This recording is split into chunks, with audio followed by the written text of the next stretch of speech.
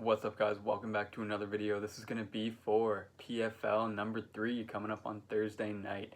And on this PFL event, they're doing women's lightweight, which is something you don't really get to see that often, and men's heavyweight. So to kick off this card, it's going to be Helena Kolesnik coming up against Taylor Guardado at 155 pounds, women's lightweight. So Kolesnik is coming in at 5-2, and she gets some work in at Tiger Muay Thai, and gets some work in at another camp closer to home. So yeah, 5 wins, 2 losses. Those 2 losses are to Pam Sorensen and Felicia Spencer, so not really bad losses.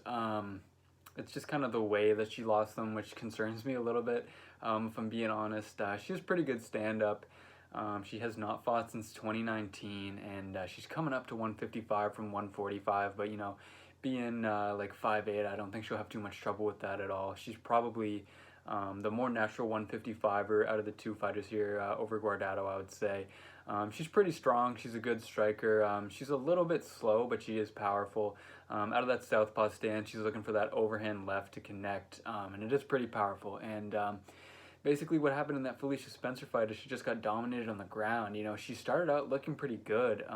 She was able to kind of take control, be on the lead foot, and just kind of control the octagon on the feet. But then kind of towards the end of round 1, she got taken down, and Spencer realized that, once she gets down there, she doesn't really have a whole lot to offer, and Spencer was able to basically dominate her on the ground at the end of round 1, go right back to it for round 2 and find the finish. So once Felicia Spencer kind of figured out that that's the go-to, it was pretty much over. And then going into the Pam Sorensen fight, Sorensen kind of knew going in that the ground game was weak and just exposed it right away.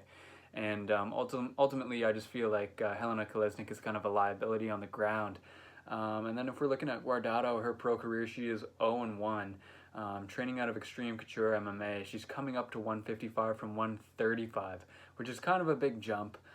She was at 135 in Invicta for her last couple fights, but she was fighting at 145 before, so I feel like it's not going to be that big of a deal. I don't think it's going to be a huge issue.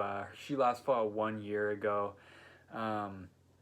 which is a little bit more recent than Kolesnik is, but I think she might be at a slight disadvantage on the feet. She does look pretty solid striking. She looks like she has pretty good power, decent combinations, but I feel like, Kolesnik is a really good boxer, so I think she could possibly be at a disadvantage there.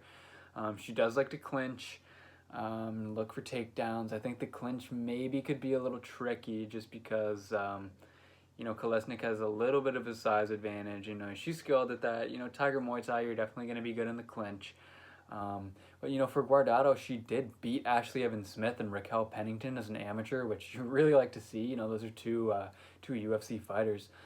She did fight Ronda Rousey as an amateur, so that's a really good one to have under your belt. She did lose that one, but I don't think we can really hold that one against her. And I do think that if she can kind of make it gritty and get the fight down, she is going to have the advantage here. But if not, I don't know. This one just in general is kind of a toss-up, guys. I'm going to say this, just some advice for the whole card. Don't force a bet on this PFL card here. We got PFL Thursday, we got Bellator Friday, UFC Saturday.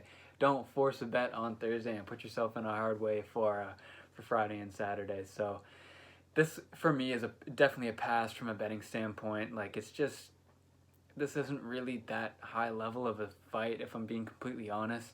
It seems like almost like a toss-up. The line reflects that. It's close.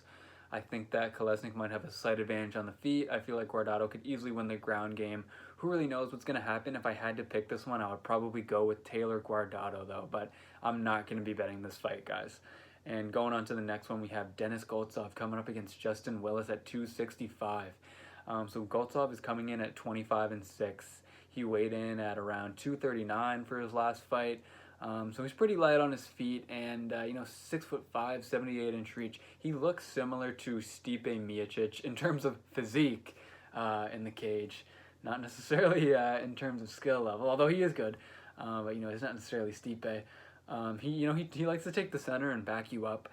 He does like to stay at distance. I don't think that the reach and the distance striking is going to be as effective against a guy like Justin Willis, considering that a 78-inch reach is going to give you the reach advantage in most fights. It is not going to do that here because Justin Willis has an 82-inch reach, man, which is super long.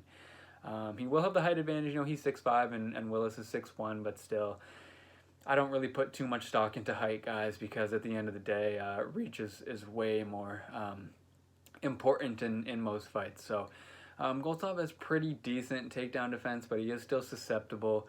He showed a really nice sweep against Ali Asayev in his last fight on PFL, but you know, he likes to be at distance.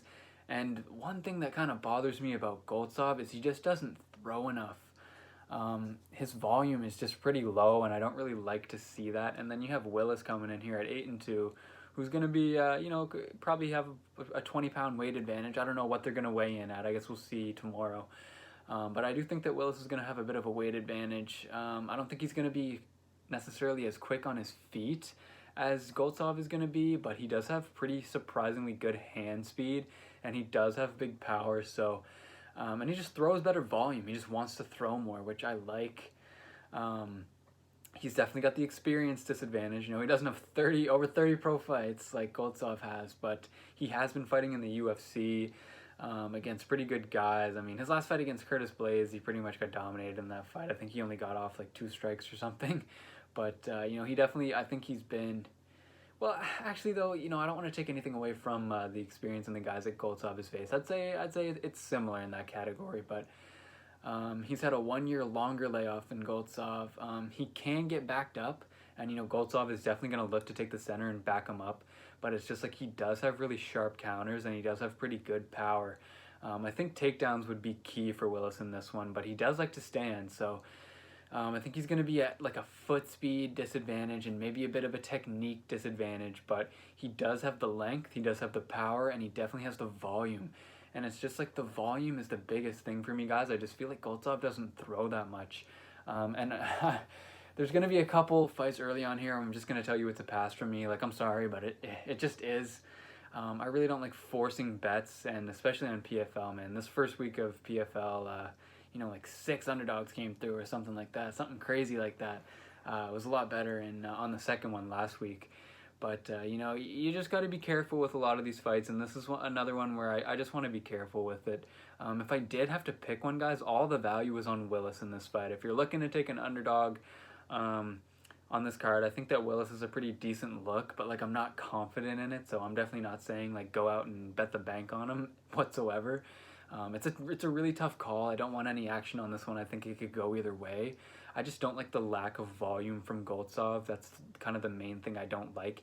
If Willis shows up ready to throw counter strikes and ready to wrestle, I feel like he definitely could win. He's definitely a very live underdog in this one for me, but he has the longer layoff. He has less experience, but I guess if I really had to pick this one, I'd take the underdog in Willis.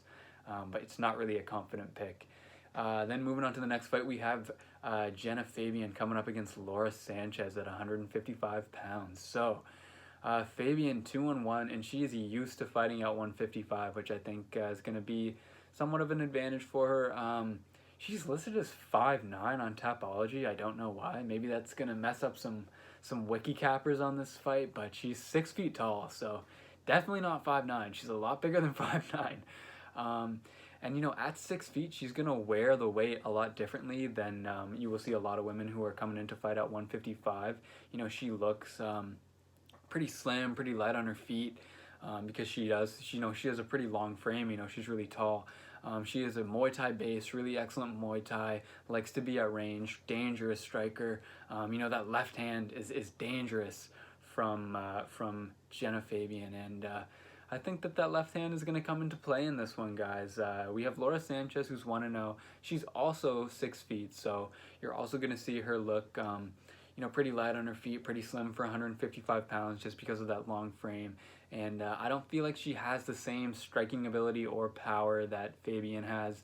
Her head movement is worrying to me. I don't really see her moving her head off the center line that much. And just her striking defense in general looks like she can be hit.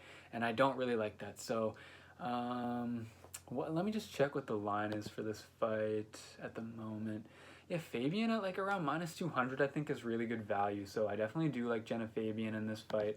I feel like the line is, you know, maybe it could be a little wider, but at the same time, these girls aren't really that experienced here. You know, we got one at 2-1 and one at 1-0, so it's always going to be a tough one, but I'm definitely going to lean Fabian, and I am a little more confident in her than in the other fights that we've talked about so far.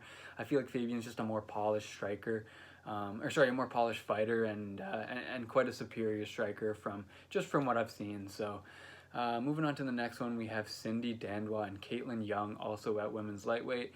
And Dandois coming in at 16-5, so over 20 pro fights, lots of experience. She's fought in a variety of promotions, from Bellator to Cage Warriors to Ryzen to Invicta. She fought Yana Kunitskaya in M1. She lost to her, but that was literally over 10 years ago, so I don't even know why I'm bringing that up, but just an interesting fact. She beat Megan Anderson in Invicta, which is a nice win. She lost to Alexis Davis in the UFC. She's 36 years old now. And it's just, I find her stand-up isn't the greatest. She's a pretty good grappler, but I'm really not too impressed with her stand-up. Her last fight was in 2019. And then her opponent, Caitlyn Young, is 11-10-1. Her record's looking kind of like Random Marcos, 35 years old, but she's had a much shorter time between her last fight to now. She's just a little more active lately. Her record's not great. 11-10-1 doesn't exactly jump off the page as like a good record, but she has won 4 of her last 5, so the momentum is definitely there. I think that she's a much better striker than Dandois is. I feel like I know she's fought much better competition. She's fought fighters like Lauren Murphy, Liz Carmouche, Gina Carano, real staples of women's mixed martial arts. And I definitely think that Young has the advantage here, so I'm gonna be going with Caitlyn Young to get this one done. I feel like she's just faced way better opponents. I think she has better skills. I think she probably gets the win, but I don't know if I'm confident enough to bet it. Like I've said in earlier fights, I don't want to force any bets on this card, so I don't know. I feel like she should get the win. I feel like it's reasonably safe, but me personally, I don't feel like I'm confident enough to bet that. So do with that information what you will. If I had to pick someone here, I'm going with Caitlyn Young. And then moving on to Ante Dalia coming up against Bruno Henrique Capelozza at heavyweight. And Dalia's 17-3, really excellent record, weighing in at around 240. So not going all the way up to that 265 limit, but still pretty heavy. His most recent loss was in 2015, so like 6 years ago. That was to Marcin Tybura, so can't really hold that against him. He's coming off 3 wins. One was in Risen, the next one was in PFL, next one was in KSW. And he hasn't fought since 2019. That KSW fight was his last fight. He's got a lot of power. He's really big at 6'5", and all around just solid technically. I really like what I see out of Dalia. And then looking at Capelozza, he's 10-5, not really the greatest record. I kind of feel like this might be a bit of a mismatch here, guys. He's fought much lower level competition. His one fight where you're like, yeah, he fought someone good was against Yuri Prohashka. That was in 2018. That was his most recent fight. And he was KO'd in just over a minute and a half in that one. I mean, it's Yuri Prohashka. We just watched him put on 2 really nice performances in the UFC. He's going to get a title shot for light heavyweight in the UFC. So, we can't really hold that loss against him. But, I just feel like Dalia is going to do something similar to him in this one, guys. I think Dalia is going to knock him out. I think he's going to be much better. I think he's going to be more technical, more powerful, and probably get a knockout win. So, Dalia is definitely going to be my pick in that fight. And then moving on to Larissa Pacheco coming up against Julia Pajic at 155 pounds, women's lightweight, and Pacheco is coming in here at 13-4. She's got a great ground game. She's pretty well-rounded. She's used to fighting at this 155 division in PFL. Her losses are really not bad whatsoever. I'm going to tell you what they are, and I'm sure you'll agree. So Kayla Harrison twice. What can you do? It's Kayla Harrison. Durandamy, obviously, she's really solid, high-level fighter, and Jessica Andrade. So, it is what it is. I don't really hold any of those losses against her. She did have a loss to Macy Chiasson on The Ultimate Fighter, and that, technically counts as an exhibition. But still, Macy Chiasson's a really good fighter too. I think that you all would agree with me that all 4 of those women are a lot more skilled than Julia Pajic is. I don't want to take anything away from Pajic because she's still really young. We'll talk about her in a second, but I just feel like the competition level is definitely there's a gap here for me, in my opinion. Pacheco has beat women like Carol Hossa. She beat Sarah Kaufman. I think she has the experience advantage, the competition advantage. She's still only 26 years old. She's just coming into her prime. And then we have Pajic over here at 3-0. I don't feel like she's ever really been tested or pushed. You can't really expect her to have been at this point, you know, at 23 years old. You can't really expect her to be out here having the same type of names on her resume that Pacheco has. But still, you know, Pacheco, you know, she's still young too, and she's fought really high level women. So Pajic is 6 feet, which is going to give her a pretty decent height advantage, you know, size advantage here. But this is just going to be a big step up in competition, and I do feel like Pacheco is the play here all day. So I think Pacheco just has the advantage in experience, competition. She's been in much tougher fights than what she's going to be in here, in my opinion. You know, she's gritty. She gives 100%, and I think she's just going to get it done. So Pacheco is going to be my pick in this one, guys. Moving on to Mohammed Usman, brother of Kamaru Usman, against Brandon Sales at heavyweight. So Mo Usman, 7-1, the Fortis MMA product. He's won 4 straight on Titan FC. So, you know, he's been active. His one loss in his career was to Don'Tale Mayes, you know, UFC fighter. Not the greatest UFC fighter, but a UFC fighter nonetheless. He's going to be younger in this fight by about 8 years. He's 32, whereas Sales is 40. This guy is ripped for heavyweight, man. He is a scary-looking guy. He's got crazy physique for a heavyweight. You know, he just looks shredded. You know, no extra weight on this guy. He's weighing in around 250 normally. And, you know, he's using every one of those 250 pounds, man. I'll tell you that. He's got power in his hands. Sometimes he swings a little bit wild. So, you know, like his stand-up isn't the most technical. But you just have to be afraid of it, man, especially at heavyweight. Like, these guys all have power. He's got that powerful wrestling game, similar to his brother. And if you're looking at Sales here, he hasn't fought since 2018. So the inactivity I really don't like when you've got Mo Usman out here fighting, you know, somewhat frequently. He's 40 years old. Sales I'm talking about here, 40 years old, which also, like, you don't love to see. At heavyweight, you can go a little bit older. And I'm going to pick a guy later on this card that's 43, so who am I to talk? But, yeah, 40 years old with the 3-year layoff. You don't love to see that. But, you know, he's going to be heavier. He's going to be taller. He's going to be longer in this fight. So he will have, you know, some of those advantages. But, and also I feel like he looks more composed on the feet than Mo Usman does. But just getting older, the longer layoff, I just don't trust him. For all you wiki cappers out there, I think Sales is going to be a little better than you think he is. But, I still think that this is Mo Usman here. This isn't crazy confident, but I do feel good about Mo Usman. He's younger, he's more active, which normally, you know, those two things alone would be enough to me. And I think if he comes ready to wrestle, I think he can overpower Sales in this one and just work some top position and just use that power. So I'll be going with Mo Usman in this one to get the job done. Moving on to the co-main event, I'm excited to see Kayla Harrison here, guys. Kayla Harrison versus Mariana Moraes at 155 pounds. Kayla Harrison, really, you know, what is there to say? 8-0. I truly believe she's a UFC level talent. She's an amazing judoka, 2 Olympic gold medals, a bunch of medals at other world championship events. Great takedowns, as you might expect, you know, really good throws, really good jiu-jitsu too. She's just super strong, really powerful woman. She's an insanely big favorite in this fight. And I feel like she's going to go out and justify it for us all come tomorrow. So, yeah, I mean, I've got a lot of respect for Mariana Moraes, and she actually has fought pretty high-level competition, honestly. She's fought a lot of really good fighters, but it's just like when she does fight them, she loses. And I think that Kayla Harrison is probably going to get this done, like, in the first round. I think she's going to get it done by finish, guys. You know, Moraes, I don't want to take anything away from her, but, you know, 16-10.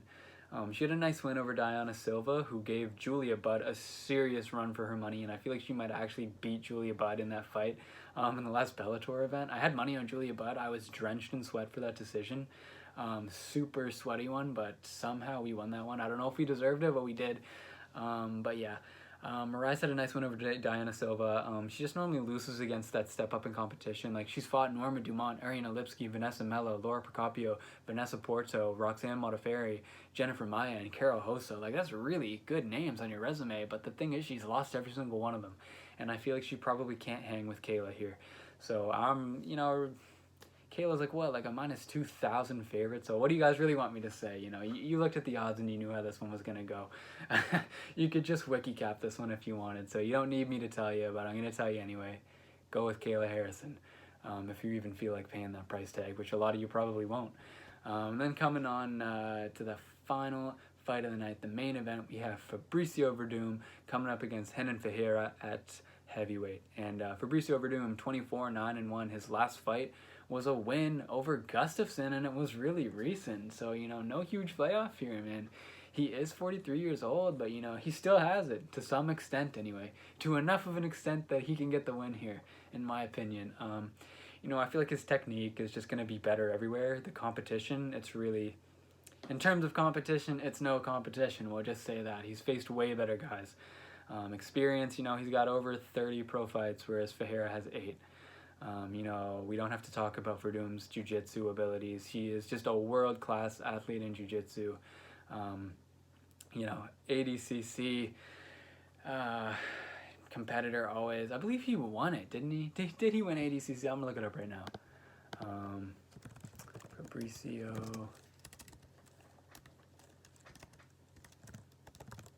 Werdum, ADCC. I'm pretty sure he did. I'm honestly embarrassed that I had to look that up, guys. Yeah, he a 2-time champion, ADCC, 3-time world champion. So he, obviously he's gonna have the jiu-jitsu advantage. I don't care who it is. He's probably gonna have the jiu-jitsu advantage. And he's coming up against Renan Ferreira, who's 6-2. And the one interesting thing, he's 6'10", so we'll see what kind of an issue that poses for Werdum. I don't think it's really going to be an issue. Werdum's no small guy either at 6'4". Ferreira had a win over Jared Vandera, which, was a pretty nice win on the regional scene, but at the end of the day, it's the regional scene, whereas Werdum is fighting, the best of the best for, like, around 15 years. And, there's just levels to this, guys, especially on the ground, and I feel like Werdum is going to get this one done. So those are my picks for PFL on Thursday. Thanks for watching, guys. I really appreciate everybody tuning in and, commenting. I really do appreciate everyone that's locked in with me, guys. So best of luck on Thursday night, and thanks for watching. Take care. I'll catch you on the next one.